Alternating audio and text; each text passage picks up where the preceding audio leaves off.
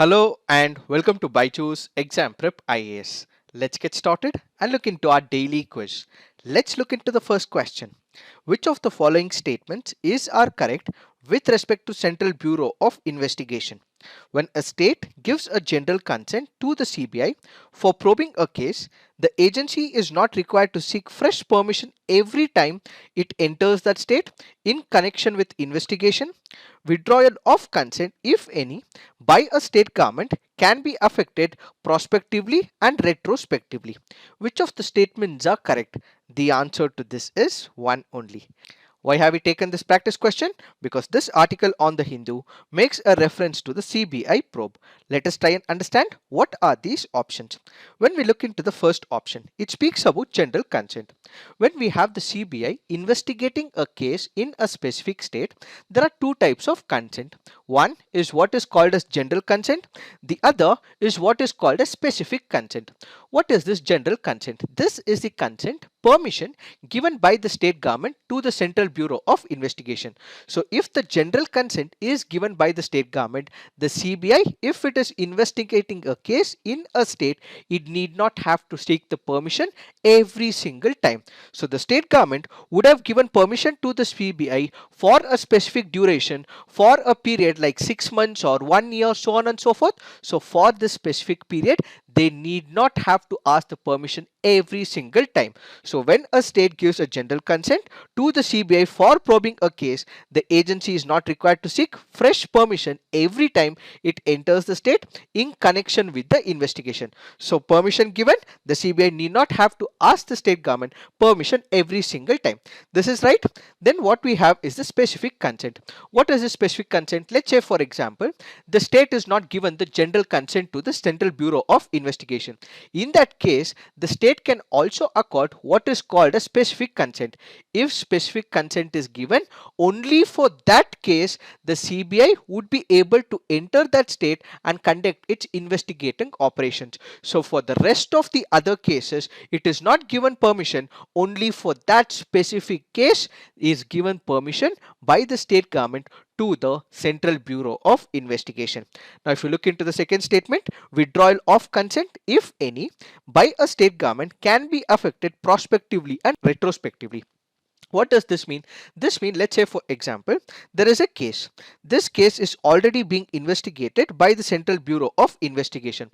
Now, all of a sudden, the state government feels that they should withdraw the consent given to the Central Bureau of Investigation. So, it withdraws the consent. So, if the case is already being investigated, for such cases, there will be no hindrance whatsoever. CBI will continue to go ahead with the investigation, but for the new cases that are coming up in the near future, they may not be able to get the permission from the state government. So it can happen only prospectively and not retrospectively, which is why the second option is wrong. So if it withdraws the consent, it will only be for the future cases and not for the cases that are already being investigated by the Central Bureau of Investigation.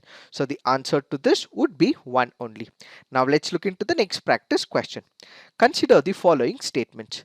Gambling and betting is a state subject. Gambling legislation can impose a ban on games of skill and not on games of chance. Which of the above statements are incorrect? Since it is asking for the incorrect statement, the answer to this is 2 only. Why have we taken this practice question? Because this article on the Hindu makes a reference to betting and gambling. Let us try and understand what is this article all about. What are these options? When we look into the first option, yes, gambling and betting is a state subject, which means it comes under the custody of the state list. The state governments would be able to regulate such items. So if it is gambling, they can make a law, they can restrict, they can impose restrictions and ultimately ban a game or not. So this will be regulated by the state government. So these laws might be different in one state might be totally different in another state. Let's say for example, in the state of Goa, they may accept gambling and betting, but in the state of Karnataka, they might not accept it. In the state of Goa, they might accept it, but in the state of Tamil Nadu, they might not accept it. Since this is one of the state laws where state would be making the legislations, gambling and betting is a state subject and it can vary from one state to another. So the first statement is right. When we look into the second statement, gambling legislations can impose a ban on the games of skill and not on games of chance. This is a wrong statement. Before we understand what this statement is all about, we have to understand the meaning of games of skill and games of chance. What is this games of skill? Let's say for example, you have the talent to understand how that particular game works. Let's say for example, we take the example of horse racing, or let's say for example, we speak about rummy, or let's say for example, we speak about chess, so on and so forth, where it is not about chance, but this is about skill. This is about understanding the game. This is about how that particular game works. Your intelligence comes into picture. So in all those cases where it is the game of skill like rummy, the state governments cannot impose a complete ban.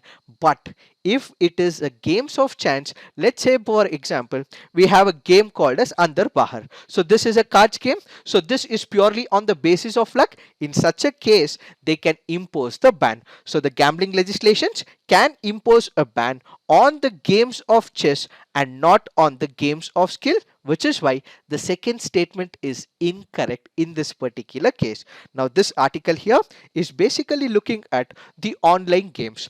The online games are number of games where it is about the games of skill. So the state government of Karnataka had imposed restrictions on all the gaming platforms. So they go up to the High Court, and the High Court now says this is a game of skill and not a game of chance, and when it is a game of skill, you cannot impose a ban. You can regulate it but cannot impose a ban completely, and it ultimately says that any embargo on the games of skill defies the principle of proportionality and is far excessive in nature, and therefore violates Article 14 of the Constitution on the ground of manifest arbitrariness. So the state governments would be able to impose restrictions on the games of chance and not on the games of skill. Now let's look into the next practice question. The festival of Medaram Jatara is celebrated in the state or the union territory of Telangana, Kerala, Tamil Nadu, Puducherry. The answer to this is Telangana. Why have we taken this practice question? Because this article on the PIB makes a reference to Medaram Jatara. The Medaram Jatara is also called as Sammakka Saralam Jatara. This happens to be a tribal festival which honors the goddesses, which is celebrated in the state of Telangana. Remember, this also happens to be the state festival of Telangana, which can be prospectively asked in your preliminary examination. This particular festival is held every 2 years. This is a biennial festival and it happens to be one of the important festivals in the state of Telangana. This commemorates the fight of a mother and a daughter, Sammakka and Saralamma, where they wanted to ensure that unjust laws do not prevail in the state of Telangana. So this Medaram is a remote place near Ettunagaram Wildlife Sanctuary, which is a part of Dandakaranya, and this Ettunagaram Wildlife Sanctuary is a wildlife sanctuary located in the state of Telangana. So remember, the rituals related to goddesses are entirely conducted by a Koya tribe priest in accordance with the Koya customs and traditions. Now let's look into the next practice questions. With reference to Lassa fever, which of the following statements are correct? The Lassa virus is named after a town in Malaysia where the first case was discovered. The fever is spread by bats. Human to human transmission is possible. Which of the statements are correct? The answer to this is 3 only. Why have we taken this practice question? Because this article on the Indian Express makes a reference to the Lassa fever. Let us try and understand what are these options. When we look into the first option, the Lassa virus is named after a town not in Malaysia, but instead it is Nigeria. So Nigeria was the place where this particular virus was first discovered. It is usually seen in the Western African countries and it was first discovered in 1969 in Lassa in Nigeria.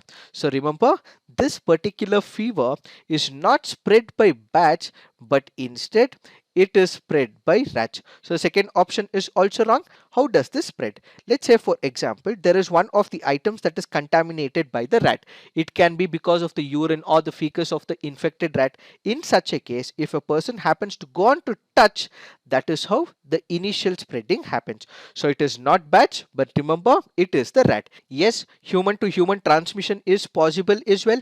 It is more common in the healthcare settings. What are the symptoms? Mild symptoms include fever, fatigue, weakness and headache, and more serious symptoms include bleeding, difficulty in breathing, vomiting, facial swelling, pain in the chest, back and abdomen. How do we prevent it? That is to prevent the contact with the rats. Now let's look into the next practice question.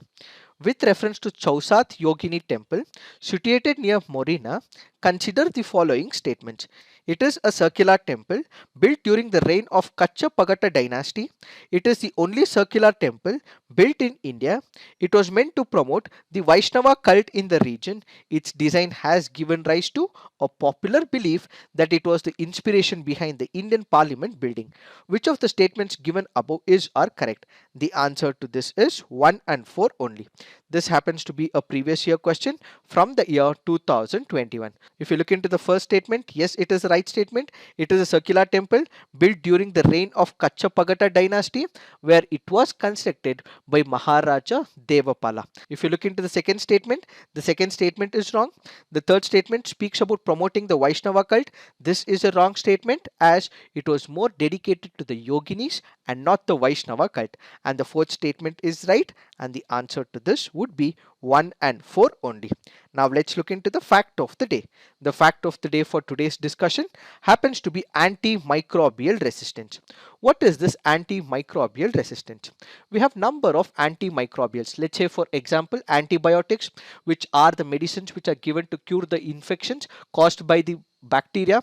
Then we have the antivirals, antifungals, antiparasitics. These are the medicines which are used to prevent and treat infections in humans, animals and plants. So what are antimicrobials? Antimicrobials are nothing but all those medicines that we have invented, like the antibiotics, antivirals, antifungals, antiparasitics, so on and so forth. What is this antimicrobial resistance? These medicines are given to people to cure a particular infection or a particular disease. But over a period of time, because of excessive use of these antimicrobials, what has happened?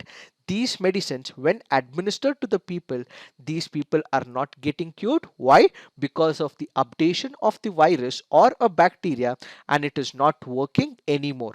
So basically, when this particular antimicrobial is given to a particular person, these medicines no longer respond to that particular infection, which is called as antimicrobial resistance. So it is the resistance of the bacteria, the virus, the parasite, so on and so forth, to this particular medicine given to that particular person who is suffering from infection. Why is antimicrobial resistance a global concern? That is because number of infections and diseases are cured by the antimicrobials. Number of experiments would be conducted, and it will take a long number of years to ultimately come up with a medicine for the bacteria or the viruses. Now imagine number of people are cured for such diseases, but all of a sudden, because of the resistance of the bacteria or the viruses, these medicines do not work. And if they do not work, who will be the sufferers? It will be the people. People may lose their lives as well. People may lose their near and dear ones as well. And for the technology to get updated and for the research and development to take place and update with the medicine, it takes a long period of time. So during this particular period, if medicines don't work and if antimicrobials have become resistant to the bacteria, in such a case, it will lead to loss of people, and ultimately the indiscriminate use of antibiotics with no proper sanitation and lack of awareness will ultimately mean that it is the people who will be the major sufferers. How do we overcome this particular issue? Let's take the example of COVID-19. COVID-19 hit us all. There were awareness campaign increased by the government of India and respective states. So what happened? People were asked to take vaccines. People were asked to sanitize their hands. People were given an awareness as well. in such a situation, people were following it. So going forward, when it comes to antimicrobial resistance, an awareness should be given to the people. They should know that only when given by the doctors, they should be taking such a medication, and they should not just be going to the medical shops and seeking for such medical drugs. And in fact, when we give awareness, people would understand the intricacies of it, and ultimately they would avoid taking these antibiotics, so on and so forth. Apart from the awareness campaign, we have to ensure that there is hygiene, water and sanitation which is provided to the people. And if there are vaccines to a particular issue, the same will have to be administered to the people, and we should avoid the antibiotics or the antivirals. And added to this, reducing exposure to the antibiotics in the farming sector and also in the poultry sector is the need of the hour. In fact, India has already taken a step in banning the colistin usage in the poultry industry. Such measures will have to be taken in India and elsewhere so that we do not suffer from antimicrobial resistance. It is this that we have to understand in reference to this article. So this is it for today. Thank you for watching. All the best.